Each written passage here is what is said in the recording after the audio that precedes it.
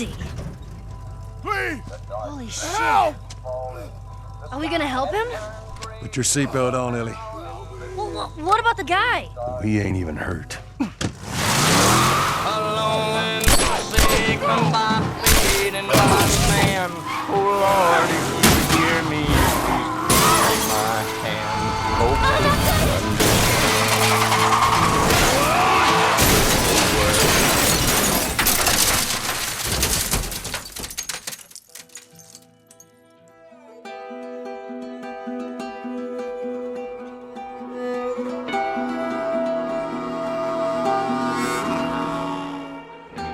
Welcome to Boomstick Gaming, this is Alex, and in this brief moment right before the inevitable comparisons to its soon-to-happen sequel, join me in reevaluating and reconsidering how the original The Last of Us holds up by itself now in 2020.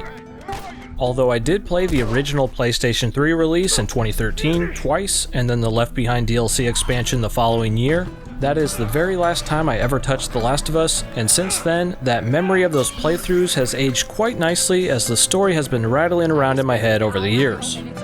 I have been somewhat reluctant to return to the game since then though, in fear of tarnishing that great memory I had of it from the month it launched, and I even had my unplayed sealed copy of the PlayStation 4 remastered version just waiting around until that right moment to re-experience the spore-filled adventure, which ultimately brings us to right now. So, did the cinematic stealth action journeys of Joel and Ellie truly still shine brightly in 2020, or has it somewhat dimmed like a dying firefly? Well, this is just my opinion, but let's find out. The Last of Us has always been a very linear game, and all the more so in 2020, but at least in doing so, the story can always be constantly moving briskly along, not too unlike being able to play through the pacing of a traditional film, where no scenario or locale really overstays its welcome.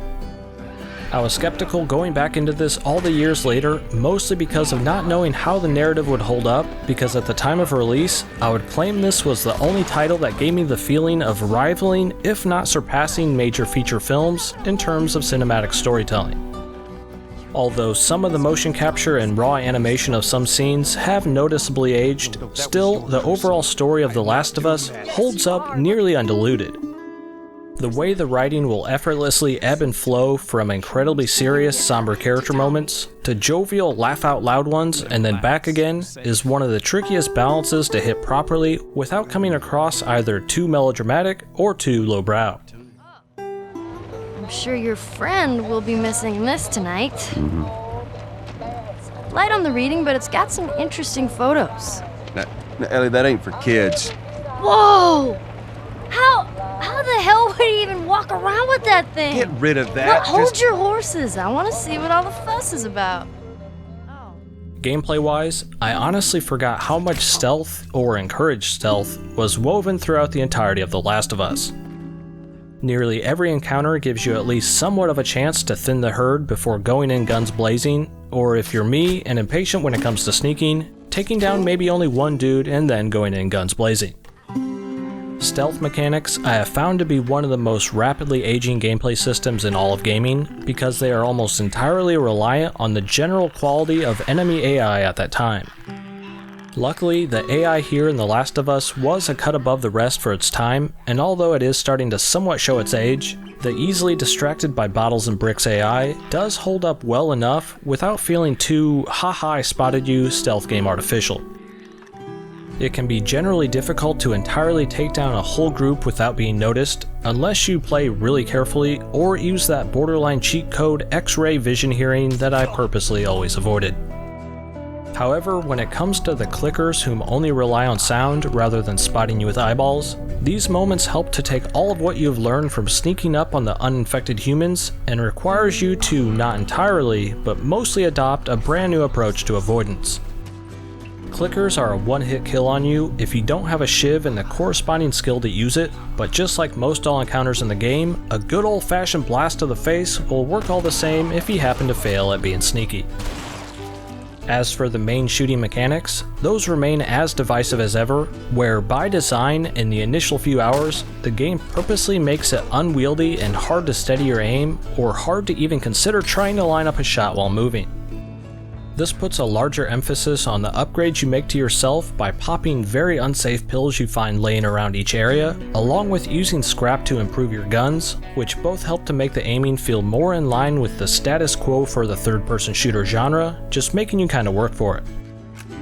Narratively, this also sheds some interesting light on the main character Joel, who although definitely has been in his fair share of scraps throughout his post-apocalyptic years, he is still far from a stone-cold murder spree killer by the time he meets Ellie, which means that the experience he goes through then after is most definitely an abnormally grueling one that requires him to really refine his skills.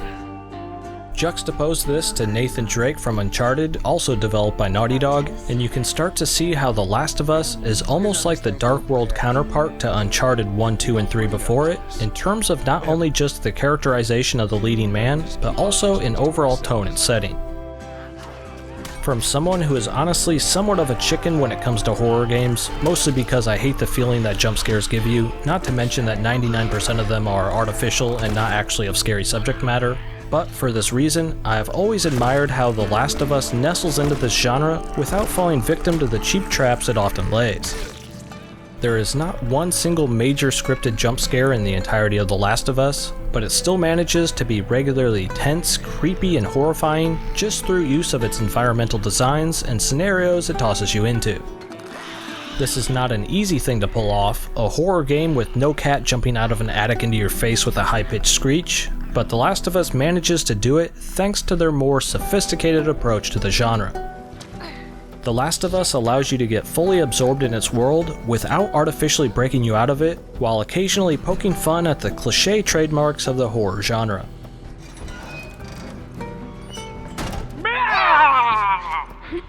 You dick! That's 2 times today!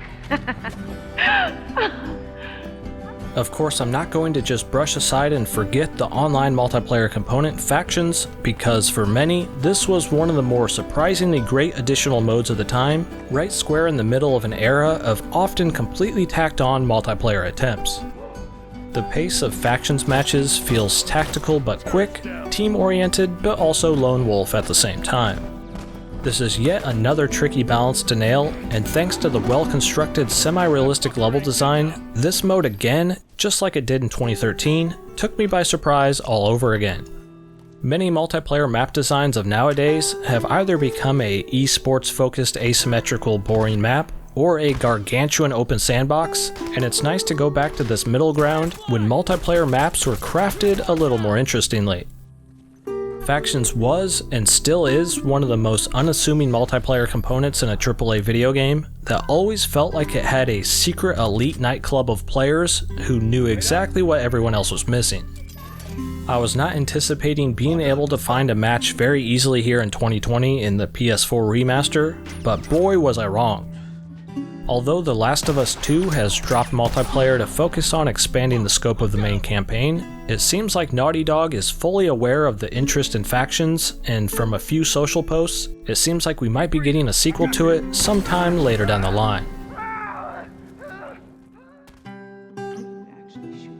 After my experience re-experiencing The Last of Us, I was definitely left completely satisfied and fully ready to explore even more of the world in its sequel, but admittedly, the very tight linearity of the first game is the area that has aged the most, as I often wanted nothing more than just to be able to venture off into every nook and cranny of this intriguing world, instead of being constantly blocked off by rubble and roadblocks. Other than that, the combat still has that nice visceral chunky weight to it. The pace outside of the first hour or so after the intro is still near perfectly tuned, and the overall bonding between Joel and Ellie, along with all the great side character stories, makes it also still one of the best examples of a gameplay-focused, narrative-driven video game. The impact the game has had on the entirety of the industry since release can even be seen in some of the most prestigious recent titles. For example, I just got done playing Valve's VR game Half-Life Alyx right before this, and after replaying The Last of Us immediately after, it's undeniable how much influence and inspiration The Last of Us must have been for that team. This makes for an interesting dynamic where one series might have originally influenced the other, and then that series goes on to influence them right back, not too dissimilar to going from Tomb Raider to Uncharted, then back to modern Tomb Raider. Overall, The Last of Us was a special moment in gaming back when it released, and by refraining to jump back into it for all these years, I was able to almost fully enjoy the journey all over again from a fresh perspective. Having a poor memory does pay off from time to time. Now that pretty much wraps it all up. That's everything I wanted to talk about in this, but I really want to hear what you all have to say about the game, specifically how you felt when it first released, and then now if you happen to be replaying it just before the launch of the sequel. I thank you for reconsidering The Last of Us with me today, and as always, this has been Alex from Boomstick Gaming, and have a great day.